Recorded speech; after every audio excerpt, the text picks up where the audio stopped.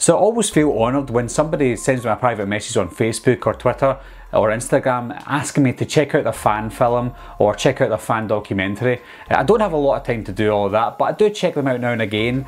And a guy called Paul Downey has sent me a message the other day, and he's asked me to check out his documentary regarding Halloween, and it's called For the Love of the Boogeyman, 40 Years of Halloween. It sounds interesting by name, so I decided to check it out, and lo and behold, it's a really solid documentary. So as the title suggests, we're talking about Halloween in this documentary, 40 years of Halloween, and how it's impacted us from then till now, and has it aged over time, has it aged over 40 years. So Paul Downey is the writer and the director of this documentary, and what it's basically about is you've got this little wraparound story. It's like a remake of one of the scenes from Halloween 4. I won't give a lot of it away, and I won't actually tell you anything about this scene, but it's a wraparound scene. You see maybe 2 or 3 minutes of a scene, and then it cuts to the documentary regarding Halloween and what people thought about it, how it impacted their generation, even today's generation as well of Halloween fans. And the people that were interviewed in this were the likes of Dave McRae. You know him from his YouTube channel, he talks about Halloween a lot.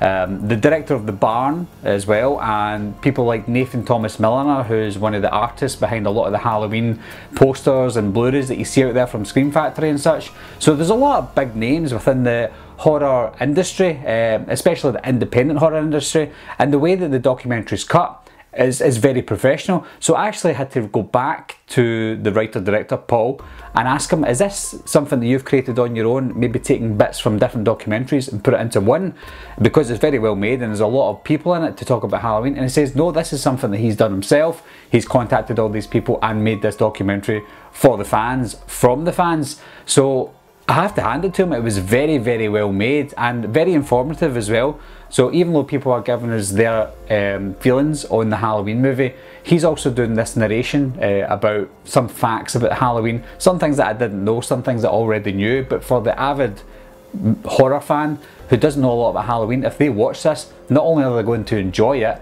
they're going to learn things about Halloween as well, and they'll be able to share their experiences after watching this documentary, something that Paul does really well in making this documentary. Now, with regards to the wraparound story, like I said, there's a couple of segments throughout the documentary that make up one big scene throughout this documentary. And I would say for the most part it's very well made. There's a lot of still shots that were really good and reminiscent of the original Halloween and some of the Halloween 4 scenes. There's some shaky cam moments that put me off, I will admit that, but overall I think the little fan film throughout this whole documentary was really well made, especially the end of it as well. The end was pretty good, and I think that the mask that they used in this, something that I'll need to look out, but it was very, very detailed, and it looked a lot like the original Halloween mask, something I'll maybe speak to Paul about. Where did they get that? Because I'd love to get a mask like that, so detailed and just exactly like the original Halloween. Now, because this documentary is shot in different locations by different people, I'm assuming that Paul has asked these people to give them a little segment to send over for his documentary, which is great. But because they're all doing it individually with their own mics and their own cameras, there is a difference to the quality of the video and the audio in all the segments of the documentary. There's some that look like they've been professionally done, like the director of The Barn, all his stuff, his audio and his video is very clear and concise. Even the people who haven't got the best of equipment for their videos or their audio, the information that they give off is great, it's fantastic. But I think the audio and some of the video were off-putting when you're watching it, because you're watching this high quality, great video, great audio of somebody talking about Halloween, you're in the moment, and then it cuts to somebody else who's giving you just as good information, but because the video is not as good as the last person, or the audio is not as good as the last person, it kind of takes you away. And sometimes it's done very amateurish. Again, it's not Paul's fault. He has asked these people for their information and their input for the documentary.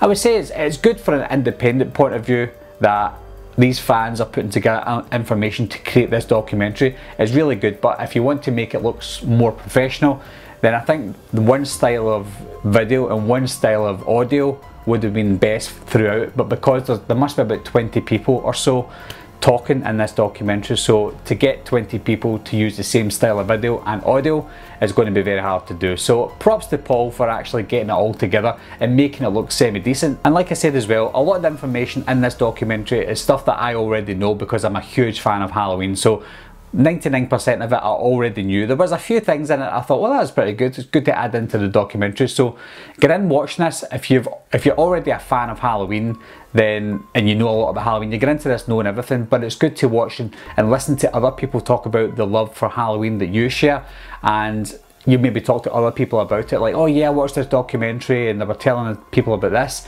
I already knew that. However, it's great that people already know that, so that's good from that side.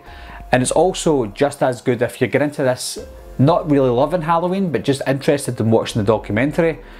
You learn a lot, which is good because it is independent, it's not really funded by anyone, so it's great watching it either way, whether you're a fan of Halloween or whether you know nothing about Halloween.